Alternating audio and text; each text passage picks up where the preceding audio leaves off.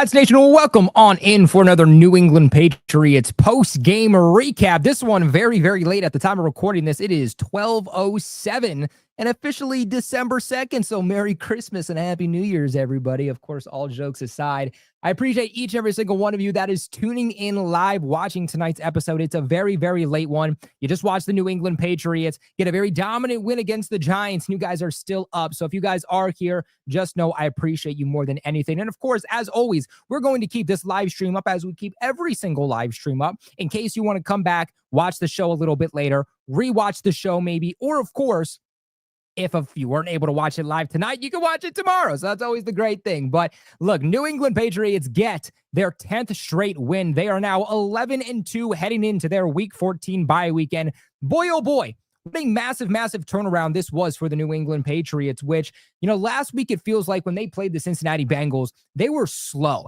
and they were tired and they were sluggish and they were just limping into that bye week. And then, of course, what happens? Injuries. Injury here, injury there, injury everywhere on the road against the Cincinnati Bengals, where in a lot of ways you can make a case the Patriots did not deserve to win against Cincinnati last week, but nonetheless, they found a way to be able to do so to get their 9th straight win last week. But coming into this week, we said this is the final week before your bye week. You're playing up against a very gritty Giants team who a lot of people will look at a football team's record and just say they're good or bad. At the end of the day, football is you win or you lose. But as Patriots fans, we know that your overall record does not dictate if you are a good or a bad football team. The Patriots weren't a great football team in 2024, but we saw the potential. We saw Drake May. We knew this team is shooting themselves in the foot. They're not as bad as their record says, and I believe that the same thing can be said for the New York Giants. I mean, they beat the Philadelphia Eagles a few weeks ago, the defending Super Bowl champions. They were blowing out the Denver Broncos, the number 1 team in the AFC after the Patriots bye week. Until, of course, the Giants shot themselves in the foot and Denver came back in the fourth quarter, which it's neither here or there. But my point being, Jaxson Dart and this Giants team has proved that they can hang with the best of the best. They might not necessarily win, but at the very least, they can hang with the best of the best. And so this is a game that kind of scared me a little bit, And everybody said this was a trap game. We'll talk about that here in just a second. But the Patriots did not just win today's game. It wasn't close. It wasn't back and forth. The New York Giants never once were tied with the Patriots. They never once led the New England Patriots. The closest that it got was the Patriots in the first quarter were up by 10. Then the Giants get, in the end zone. I believe it was on their second offensive possession. That's when Jalen Hawkins hit Theo Johnson. And then the Patriots run cover 0 and Darius Slayton just runs past everybody for a 30-yard touchdown. That was the closest the game got when the Patriots were up by 3. Or that's the closest the Giants got when the Patriots were up by 3. Other than that, this was not a close game. The Patriots didn't allow this to be a close game. Were there frustrating moments? Yes. But the Patriots were the better team from the start of the first quarter to the end of the fourth. And that is a testament to this team. The way that they were able to bounce back from that slow, sluggish, terrible, horrific game they played against the Bengals and say, we are going to go into this bye week with momentum. We are going to play arguably the best 3 phases we have ever seen a football team play before. I shouldn't say a football team. This New England Patriots football team play here in 2025. I really don't think that we saw, maybe the Panthers game we can allude to, but this is easily one of the best performances we've seen the Patriots play in all 3 phases, from offense to defense, from special teams, and they did that coming off of the performance that they showed against Cincinnati just a week prior. That is coaching. That is mentality. That is the tone that is set for the football team. And now you can go into the bye week feeling good about where you're at, feeling like you're in a good mindset, because you did not allow your football team to crumble around you just because you had the latest bye week in the NFL for the 2025 season. And there's this narrative around here that the Patriots play nobody that I want to hit on here for a second, because A lot of times I like to use this channel as therapy. And the truth of the matter is that we talk a lot of X's and O's and statistics here on this channel, but we're also not a media network per se. We're Patriots freaking global. All right. I'm my own boss. You guys watch this channel for authenticity. You don't watch it for suit and tie. Welcome back to the game. No, you guys don't watch that. You come here for real talk that nobody is forcing me to say. And I want to go on my soapbox here for a minute. I want to share my screen so that you guys can follow along a little bit easier. Well, this is the New England Patriots schedule. This is 2025. And the entire narrative is that the New England Patriots play nobody, right? The New England Patriots are only good and they're only winning games because they only face easy opponents. That's what everybody says.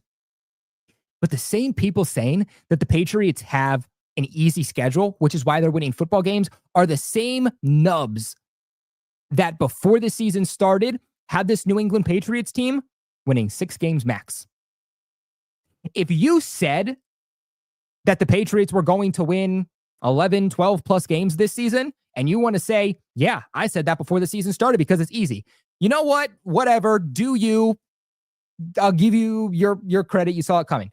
But if you thought the Patriots were going to win 5, 6, or 7 games, they're already at 11 and the season's not over yet, meaning that they have performed better than your expectations,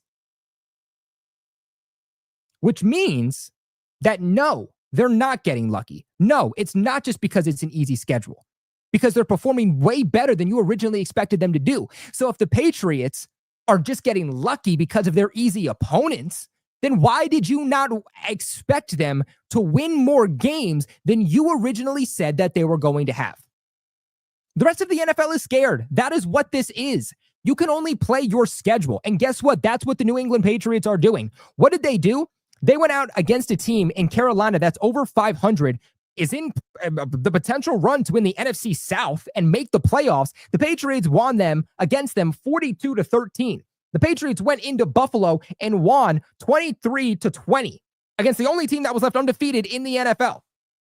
They blew out the Tennessee Titans. They blew out the Cleveland Browns, who have a top 3 defensive unit in the NFL. They won on the road against Tampa Bay and Baker Mayfield, who at one point was in the MVP conversation. Good football teams do not just win against bad teams. They pummel them. And that's what New England has done. They have beaten down on nearly every bad opponent. Not all, but nearly every bad opponent they've beaten down to a pulp. On top of the good teams that they have played, they have beaten. And so this narrative that the New England Patriots aren't good, that they're overhyped, and that the schedule is way too easy, if you actually look at the context, the Patriots are doing more than what they are giving credit for. How about all the people that said headed into this New York Giants game, Patriots don't have a left side of the offensive line. Patriots don't have Milton Williams. The Patriots don't have Kyrie Tonga in the game now. They're going to have no run defense. They have no interior of the defensive line. What happens? The Patriots win 33-15 tonight. And what is everybody saying? Oh, well, you beat the New York Giants, and they're not a good football team. And so what are you talking about? Well, then how come you said the Patriots weren't going to win this game heading into the game due to all their injuries? You can't say one thing, but switch it up when you're ultimately wrong. Patriots fans, I say all of this to not just go on a random tangent, but I say this all to you guys for a specific reason. Do not let what the rest of the league is saying get into your mind. I don't know what this team's going to do in the postseason. I don't know what the injury luck is going to be when the postseason comes along. But what I can tell you is this team is well ahead of schedule more than anybody, I repeat, anybody, including myself, expected them to be. This is year 1 of a brand new system. This is year 1 of Drake May as a full-time starter with a new head coach, defensive coordinator, which, if you think about it, it's kind of on their second defensive coordinator because Terrell Williams, offensive coordinator, positional coaches. I mean, we have a new tight ends coach, offensive line coach, quarterbacks coach, wide receivers coach, you name it. Over 50% of the roster was overturned this offseason. Teams like that are in year one of a new system and this brand new rebuild, they're not supposed to be this good this early on. Mike Vrabel hasn't even constructed this roster the way that he wants to yet to actually win football games. And yet the New England Patriots already have 11 wins on the season, despite all of the injuries that they have suffered. New England Patriots are here. The New England Patriots are freaking here. And you look at the rest of the season, they play Buffalo coming out of the bye week, then they play Baltimore. Those are two games that everybody's going to have us out on. But if the Patriots win against Buffalo, Pats Nation, we won the AFC East. This game is big. Now, if the Patriots lose against Buffalo, it's not all over. Patriots have a two-game streak right now over Buffalo. But if they beat the Buffalo Bills coming out of the bye in week 15, that is a hat and shirt game. Those hats, those shirts going into Buffalo, they're going to be ready because if the Patriots win, they've automatically won the AFC East. So not only has this team been ahead of schedule more than they wanted to, but Mike Vrabel in his introductory press conference told us, what does he want to do? What does he want to establish with this team? He wants to take advantage of bad football. Look at those scores. That's taking advantage of bad football. He wants to compete for the division. You can win the division in your next game. Everything that Vrabel said he wanted to do, this team has either already done or is set up to do perfectly in just the first few months of the Mike Vrabel era. I mean, if I told you that the New England Patriots could win 12, 13 plus games, you would have told me I was crazy. Damn it, I can't even get on you guys. I would have told me I was crazy. But that's how they are currently set up. Well, let's go ahead and let's transition a little bit more on to this game. I know I went on a little bit of a long tangent, but again, you're going to hear a lot about this game from a lot of different people and a lot of different opinions, and you're about to hear mine. But I also wanted to give you guys a little bit of a different outlook that maybe you haven't thought upon and maybe you won't hear anywhere else. Let's go ahead and let's get into these super chats. Before we get on into it, shout out to my boy, KFST, with a $20 donation. Big shout out to you, my man. You said, what's up, Colby? Just wanted to say, love the page, bro. Keep up the great work. And of course, we are 11-2, baby, LFG! Oh, man. Big shout out to you, man. I really, really appreciate the love, and I really appreciate all your support. It truly does mean the world to me. $20 donation here from Isaiah. Big shout out to my guy, your guy, our guy, Isaiah. Says, from now on, when Boston media says this is a trap game, I'm going to assume our chances of winning are high. I forget if I touched upon that or not. But if every single game is a trap game, no game is a trap game. People call these game trap games for New England. And yes, like the Patriots have played trap games this season. But I'm so sick and tired of hearing like the Giants game is a trap game. I mean, oh my, we said the Jets game was a trap game?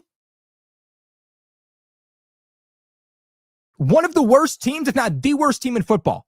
We said they're a divisional opponent, so it's a trap game. No, what you're telling me is you didn't believe in the New England Patriots, and that's all that is. When are when are some of these fans, when is the media, when is the rest of the league just going to respect the New England Patriots? I want to see them beat a good team first. You beat Buffalo, you beat Tampa. Well, I want to see them get a dominant win. Have you not seen the blowouts that they have provided? What more do you need to see from New England to just accept, like, okay, no, they are here. They are in the NFL. They are a good football team. And just expect them to beat up on good teams.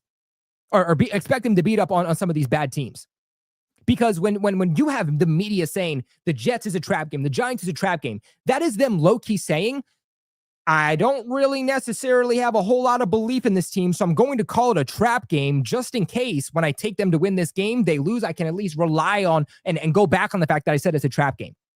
No, they should have beat the Giants. That's what good teams do. They took care of business. This team should have beat the Jets. That's just taking care of business. That's what good teams do.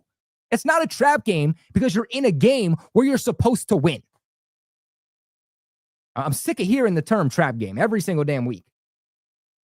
Trey comes in here with a $10 donation and says, the people you're referring to when about the schedule are so full of shit. I smell it through my phone screen. They love to switch up and resort to excuses when their predictions are wrong. I mean, yeah.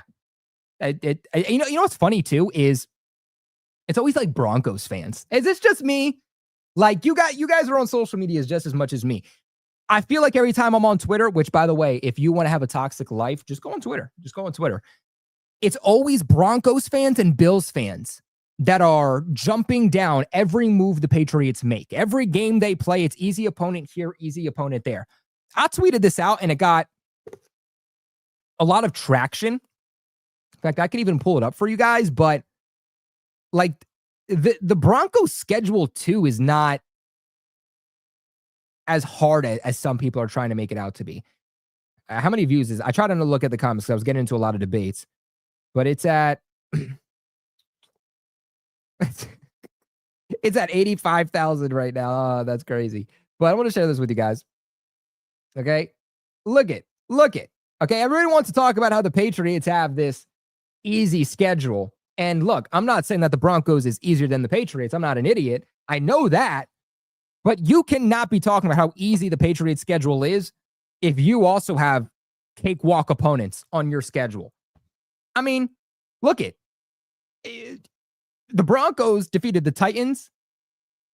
They lost to the Colts and the Chargers. They beat the Bengals. They barely beat the Philadelphia Eagles, but I'll give them that win. I mean, I'll still give that to you. It's impressive.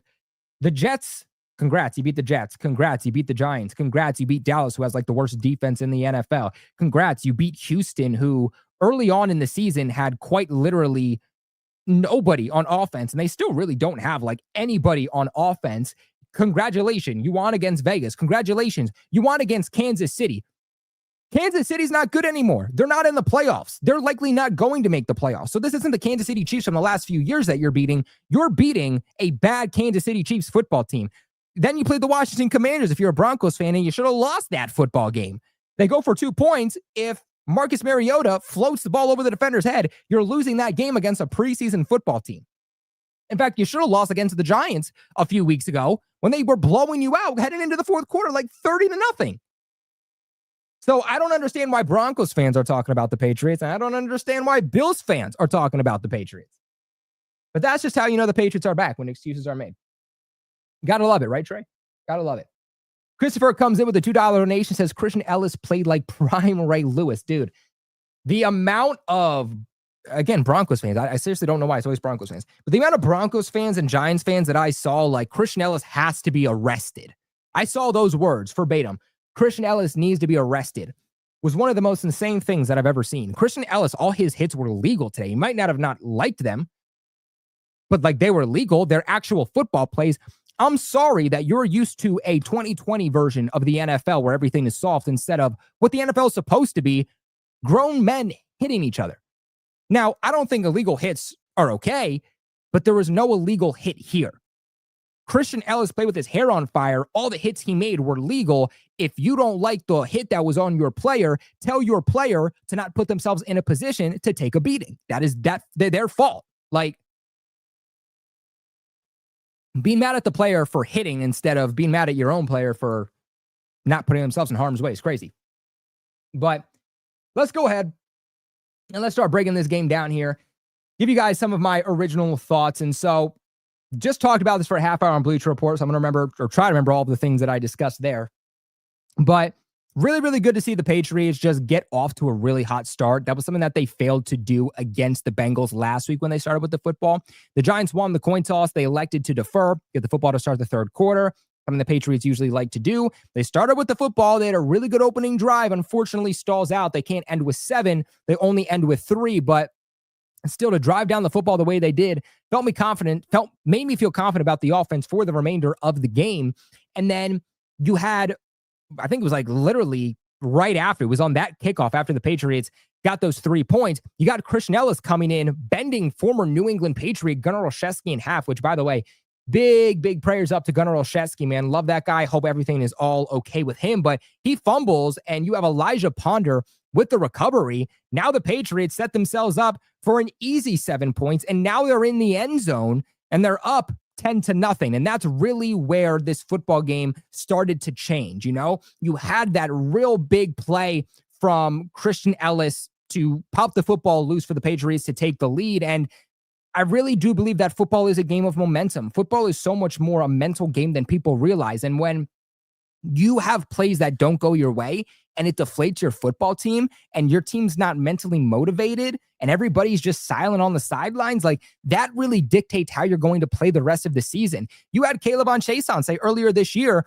yes, our defense starts off slow, but it's the second that the first big play is made of the football game, a big sack, a big interception, a big fumble, something like that, it really switches up the defense. And I think that play by Christian Ellis and Elijah Ponder on Gunnar Olszewski really helped switch up the narrative of this game. And it really allowed the Giants to have to play from behind, because on that following play, after the Patriots go up by 10, Jaxson Dart gets the football. They're starting to drive down the football field. You have that play to Theo Johnson where Craig Woodson gets his hand on the football, but Theo Johnson makes a better catch. Then you have Jalen Hawkins coming up and just hitting the guy for absolutely no reason. That gives an unnecessary roughness penalty, which moves the Giants down the field. Now they're on, I want to say it was the 30-yard line. Yeah, it was a 30-yard line. Jaxson Dart just hits Darius Slayton, who the Patriots defense is just running cover 0 at that point. I have no idea why. Simple 8-9 yard slant there to Darius Slayton, who just turns on the burners, runs past every Patriots defender. They get into the end zone, and now the game is 7-10, and the Patriots are up by a field goal. If it wasn't for that big play by Christian Ellis and Elijah Ponder on Gunnar Olszewski, we're talking about the Giants having the lead over the Patriots 7-3. Now, again, I do think the Patriots still would have won in that case, but it becomes a very different ball game. The mental aspect of the game for both teams now becomes different because the Giants have a lead and the Patriots are now playing from behind. So going up 10, as soon as they did that, I said, the Giants just aren't built to come back from behind. They usually get worse as the football game goes along. And so that complementary football that they played from offense to defense, from special teams, that's really what allowed the Patriots early on to kind of squeak this game away. Now, Drake May, really good game from him. Really wish that he was able to have gotten that first 300-plus passing yard game. Now, I know a lot of people are going to hear that, and they're going to say, Colby, what are you talking about? It really doesn't matter. Like, winning games is what matters. And no, I agree. But can't the Patriots win games? Can't Drake May still get that first 300-plus passing yard game in his career? Like, two things can be true at once, right? Like, I don't think I'm asking here for too much. He was 7 yards shy last week. He was 18 yards shy this week. And I think what really sucks is that Drake May should have had his first 300-plus passing yard game today and 3 touchdowns without any turnovers. But unfortunately, the illegal shift late in the game, I think it was on their final offensive series where they settled for 3 instead of, it was their second to last offensive series where they kicked the field goal instead of getting the touchdown because of the illegal shift there by Ben Brown. But that was like a 30-yard touchdown pass to Hunter Henry. And so Drake would have gone for over 300 on that play, but it gets brought back. They run the football a little bit. They pass it a couple times, and they ultimately settle for 3. But going into halftime, Drake May was 16 for 20, 207 yards, 2 touchdowns, 0 turnovers, and an overall rating of 143.1. So if you look at it, I mean, he had 70-some passing yards, just about, in the second half. And I don't really put the inept offense on Drake May in the second half. I really put that more on Josh McDaniels. The biggest thing that really upsets me about this offense and Josh McDaniels is it just feels like when they have a lead to start the second half, they try to play the drain the clock game. They try to play the let's dominate the time of possession, let's squeak away this win. If there's 8 minutes left, 10 minutes left in the fourth quarter, and you just really want to drain the clock at that point because you're up, depending on the situation, like, all right, whatever. But when you have 2 whole quarters to go, and it feels like your main priority is just draining the clock and predictability, what are we doing? I mean, I get wanting to win the football game, but switch your perspective, because you can win the football game by just putting up more points. Because think about it like this. Even if the opposing offense that you're going up against starts to expose your defense and they start stringing together plays and getting into the end zone, it doesn't matter the points that they're putting up on the board if you respond to what they're doing. So let's say you're down by 10 and then the opposing offense goes down the field and scores up 7 on you, and now you're only up by 3. If you go back on offense and you go score another 7, now you're up by 10 again. And then their offense takes the field and then they put up 7, but then you go back and you put up 7 again. Then they're never going to be able to catch up to you, because early on in the game, you had that lead and now you keep maintaining that lead. It just feels like in the second half, they're playing too scared and they're playing so conservative, where you get to the postseason, you start playing against some better offenses that can come back from behind. If you're going to play so conservative in the third and fourth quarter, at some point, it's going to bite you in the butt, because the entire offense just felt so inept in the second half, because it was run the football on first down, run the football on second down, and then pass the football on third down. Everybody knew exactly what they were going to do, including the Giants, which is exactly why the Patriots started to not put up as many points in the second half. It's exactly why the rushing attack really took a big step back in the second half of this football game, was because it was so predictable of running on first down, running on second down, and then again, passing on third. So again, they won, and that's all that matters. But your next 2 games are against 2 high-caliber teams, high-caliber offenses in the Bills and in the Ravens. 2 teams that, look, the Bills are in the postseason, and the Ravens, actually the Ravens, if the postseason started tomorrow, would be in the playoffs. And so this is going to be a beautiful example of what I just listed, to where even if you get a lead against Baltimore or Buffalo early on in the game, your thought process has to be score points, score points, score points, aggressiveness, all the way until the clock hits 0. Your mindset cannot be conservative, just drain the clock, dominate time of possession, keep opposing offenses off the field, and let's just get home.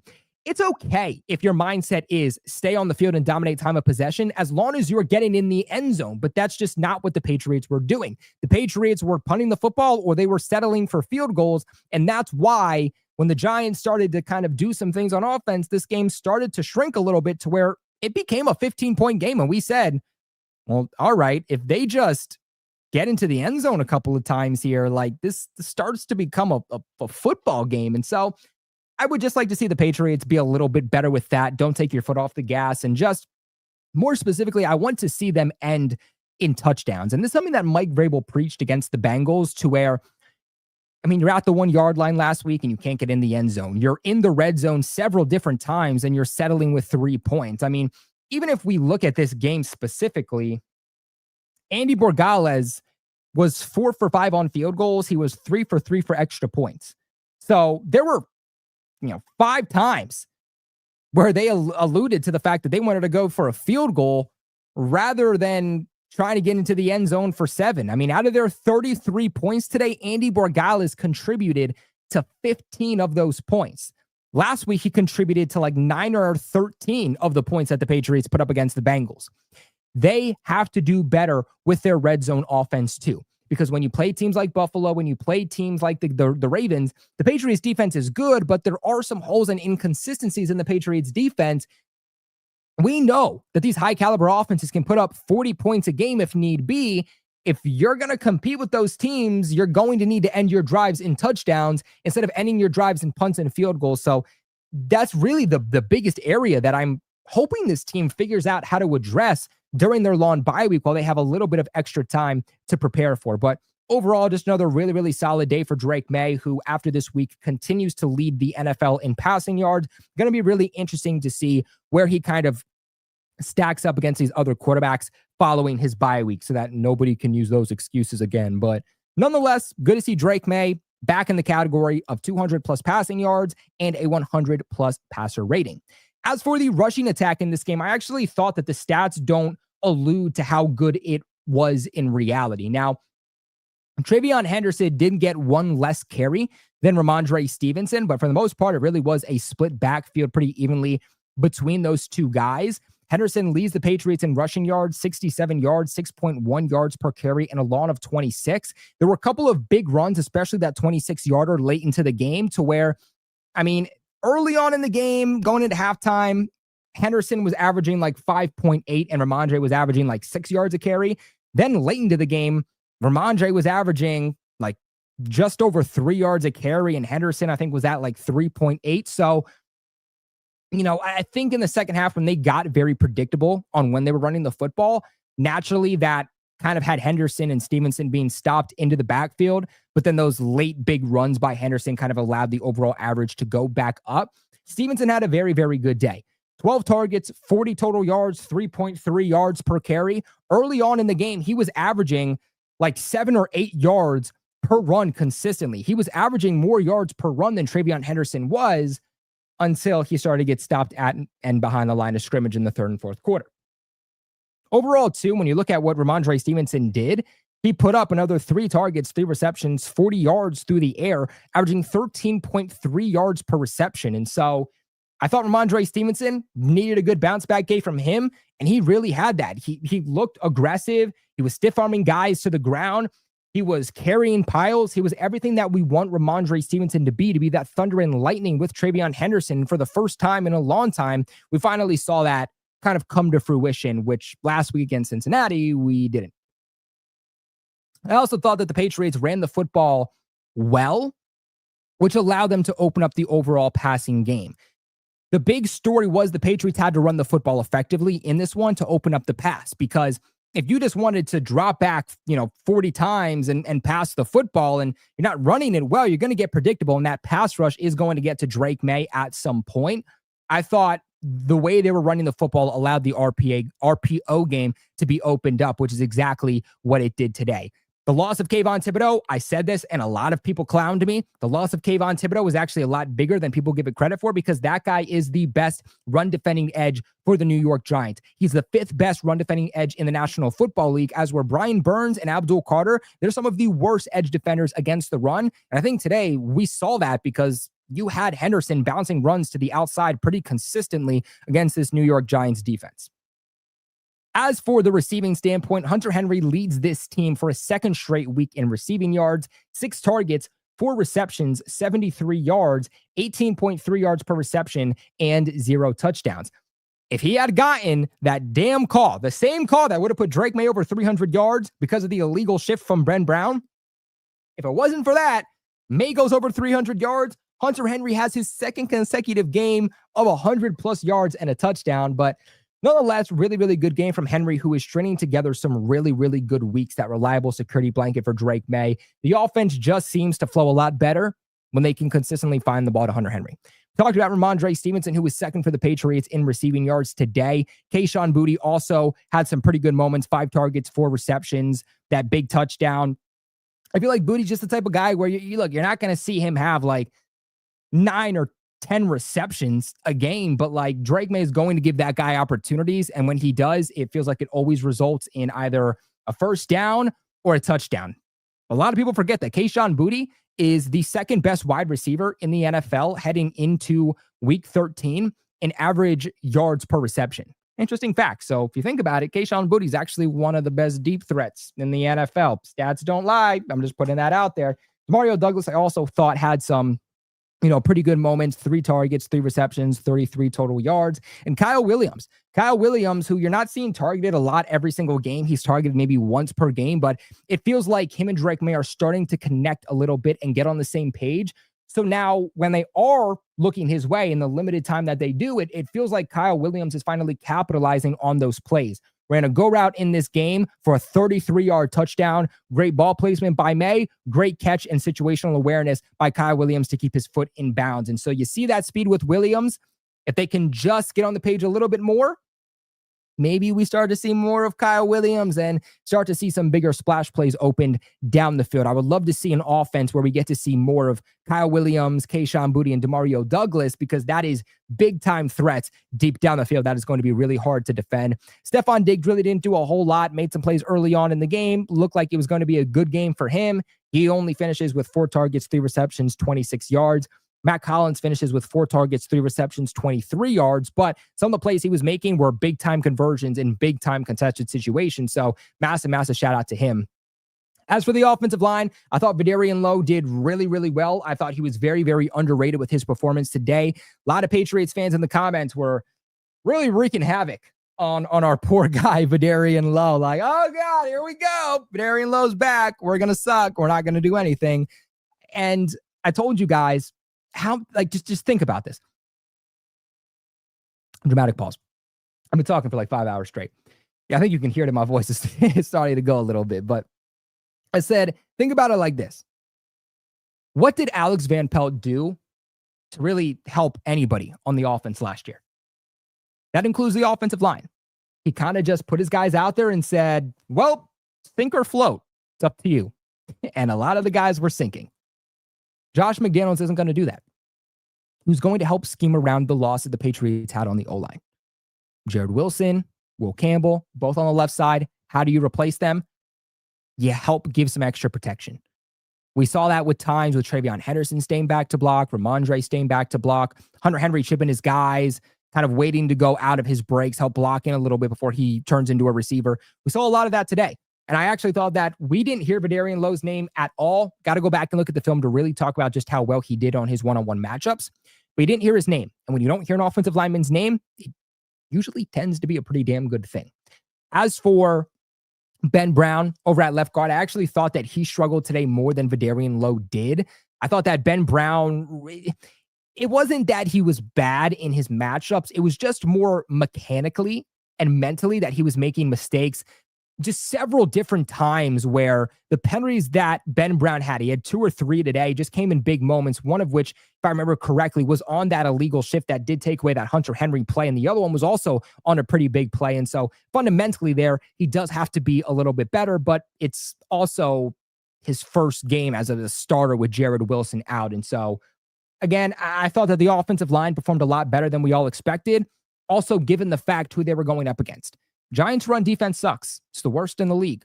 Their secondary is ranked 23rd or 24 in the league. But their defensive line is good. Brian Burns is top 3 in sacks. Abdul Carter was a first-round pick for a reason. We were talking about him like he was going to be the next Micah Parsons during draft time. They have Dexter Lawrence, who's one of the best defensive tackles in the NFL. So although the Giants aren't good, although that defense does have holes, that defensive line is easily one of the best in football. And the Patriots O-line came out this week without the entire left side, and they did their job. And so was it 100% perfect? No, but it was significantly better than I think any of us expected that it was going to.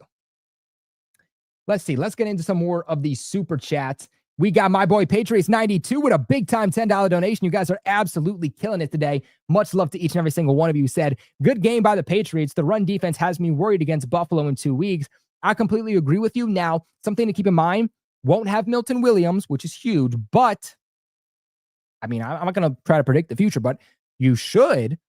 I mean, he was a limited participant this week. It's not like he didn't practice, but you should have Kyrie's Tonga back, which is a big piece of the Patriots run defense. And so not telling you it's going to be perfect, but I think getting him back will be big, along with just scheming up how do you take away James Cook, because I think that's how you win that Buffalo game.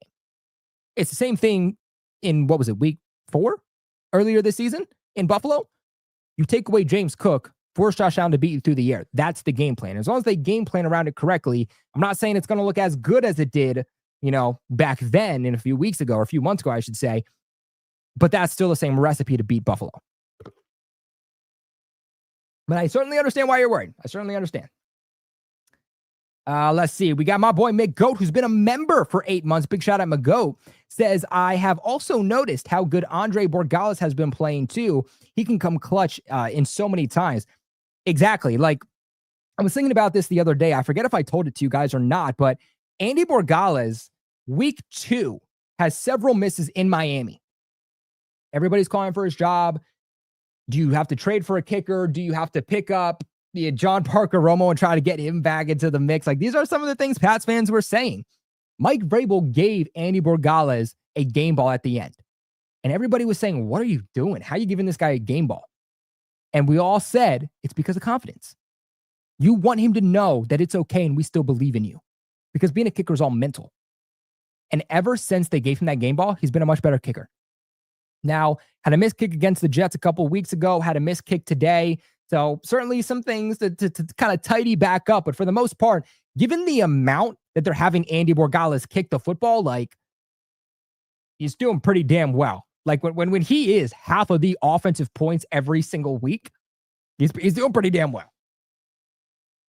Got my boy Trey, who comes back in with a $5 donation and says, imagine how insane this offseason would be if someone that wasn't conservative like Josh was calling plays. Let May call his own plays at this point. Hey, man, like, I think, like, not to get on Josh too much, because the way that he schemed up this offense, and we all said, oh, get ready for all the screens. Josh really hasn't called a whole lot of screens. I think he's really built this offense around Drake May really, really well after that week 1 loss to the Raiders. The way that he schemed around the entire left side of the O-line being gone this week, I thought was big on him. But we just have to stop the conservative play calling in the second half of football. We should just be worried from the first quarter to the fourth quarter about putting up as many points as possible. If you're worried about doing that, this New England Patriots team is going to be putting up like 40 points every single week. Big shout out to our girl, Brooke, who comes in with a $3 donation. Says, appreciate you, Colby. Always keeping it 100. Brooke, you know I got you, man. Like, I'm going to keep it real with you guys at all times. Some people in this media might just tell you what you want to hear. Here at Patriots Global, I'm going to tell you what you need to hear. There's a difference. You might not like what I'm saying, but you know you got to hear it. We call this Patriots Therapy. That's what this channel is called, Patriots Therapy. But trying to think if there's anything else offensively that I kind of wanted to hit on. And I, at least off the top of my head, again, excuse me, I've been talking for like 5 hours, can't think of anything. So I do think that is it. So before we get on to the defense, real quick, let me drop this in the chat for you guys. Oh, damn. I actually can't drop it in the chat until I copy it and I paste it.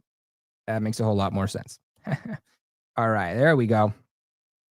Drop that in the chat for you guys, because we, of course, have to talk about our good, in fact, our great friends over at Kalshi, man. I know them. You guys know them. We all love them. We could not be there without them. Pinned in the live chat for you guys right now. We've had a lot of discussions about MVP so far this season. Well, in fact, let's even update this to make sure it hasn't been updated even more. And it looks like it's about the same right now. But in the MVP race, Matthew Stafford was actually surpassing Drake May over the last few weeks. But after Matthew Stafford's bad performance against the Panthers, throws 2 interceptions, one of which was a pick 6, and Drake May continuing to ball out, people on Kalshi are now back on the Drake May hype train for MVP. 49% of people are taking Drake to win MVP, while 43% of people are taking Matthew Stafford. What I love about Kalshi is you can see how these trends have changed over time. So Drake May back in June, no one was really taking him. People were taking Stafford. But what happens? Over time, the people, they start to believe. And you can see the dates of when exactly these trends were where they were at. And right now, you can see Drake May leading at 49%. Me personally, I never understood why people were taking Matthew Stafford over Drake May, all because he had more passing touchdowns. That was like quite literally the only thing. The only reason that people were taking Matthew Stafford, he had more passing touchdowns. Other than that, the context, the stats, Drake May is miles ahead over Matthew Stafford. So Patriots fans, if you guys believe that Drake May will win MVP, let's say you put down $20 that Drake May will win MVP.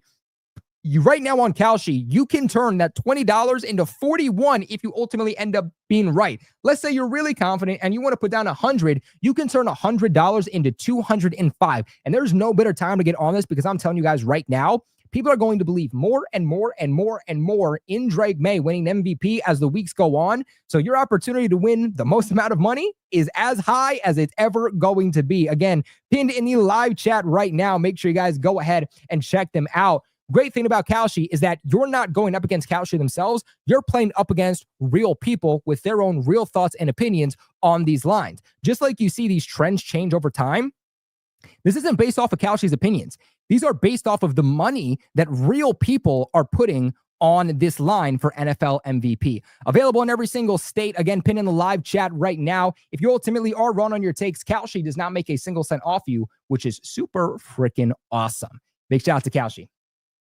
Also, Big shout out to MMD, who comes in with a $2 donation and says, shout out from the Shy.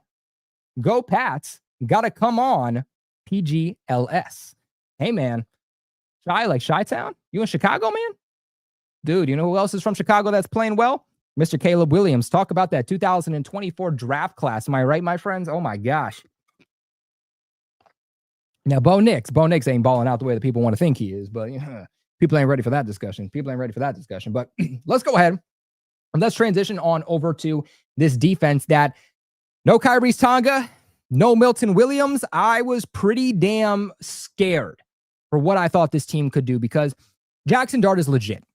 Okay? Like, we won today. We can kind of put the Giants in the rear view mirror. I think we can all accept that Jaxson Dart is a good quarterback. And I see a lot of Drake May and Jaxson Dart. And when I say that, I don't think that Dart is a better quarterback than Drake May. I don't think he shows better intangibles than Drake May. Like, I think overall Drake May will and is the better quarterback. But I think Jaxson Dart is in a rough situation like Drake May was in 2024. He has a bad coaching staff that kind of switching up on him. He has no real running game. Now, he has a way better O-line than Drake May had at that point, but he also doesn't have really any receivers.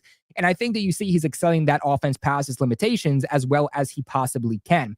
And so Patriots playing him today was going to be a true test, and I thought they did well. Dart finishes 17 of 24 for 139 yards, 8.2 yards per throw, a touchdown, 0 turnovers, sacked 2 times, and an overall rating of 99.1 to go along with 4 attempts on the ground for 20 total yards, averaging 5 yards on the ground with a long run of 12 yards. And so thought he did really, really well for the most part at extending plays.